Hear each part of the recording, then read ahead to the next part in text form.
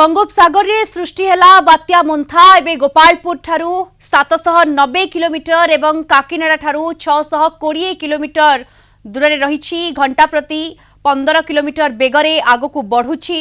आसंता 12 घंटा रे यह पश्चिम उत्तर पश्चिम दिगरे गति करिवो। या परे उत्तर पूर्व दिग एवं तापरे उत्तर उत्तर पश्चिम दिगरे गति करी सीवियर साइक्लोन बा भीषण बात्यारे परिणत हेबो। 28 तारिख सकाळे सीवियर साइक्लोन रे परिणत हेबो। 28 तारिख संध्यारू राति मध्यरे लैंडफॉल करिवो मुंथा। आंध्र प्रदेश रो मछलीपट्टनम और कलिंगपट्टनम मध्यरे काकीनाडा निकटरे स्थलभाग अतिक्रम करिवा संभावना। स्थलभाग अतिक्रम कला बेलकू पवन रो बेग घंटा प्रति 90 रु 100 किलोमीटर रहिबो। झटका पवन रो बेग 110 किलोमीटर पर्यंत बढ़ी पारे पूर्वानुमान करिछि। नै भारतीय पाणीपाग विभाग अमेरिकार joint typhoon warning centre JTWC बात्या मुंथार पाथ जारी करिछि। 230 में सकाळ 2:30 रे 27 अक्टोबर सेटा अछि 11.7 85.5 डिग्री जोटा कि 600 kilometre east south east of Chennai, 680 kilometre south south east of Kakinada, 710 kilometre south south east of Visakhapatnam, south 790 kilometre west of port Blair. Gopalpur दूर अच्छी 850 किलोमीटर साउथ ऑफ गोपालपुर।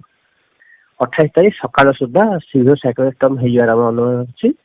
तापर धीरे धीरे नॉर्थ वेस्ट पुणी गति करिवो, आंध्र प्रदेश कोस्ट को क्रॉस करिवो, जोटा मछलीपट्टनम कलिंगपट्टनम भितरे काकीनाडा पाखरे माने नाइट 28 तारीख नाइट रे काली नाइट रे इवनिंग नाइट रे क्रॉस करिवो। ए जे सीवियर साइक्लोन तार गति माने सेति टाइम 90 रु 100 किलोमीटर प्रति घंटा माने पवन बेग रहिबा अनुमान करे। पर्टिकुलर साउथ ओडिशा और isolated heavy rain to very heavy over north Odisha. ता नॉर्थ ओडिशा टिकी कम परिमाण रे रेनफॉल हेबो, माने हेवी टू वेरी हेवी हेबो 28-29 से।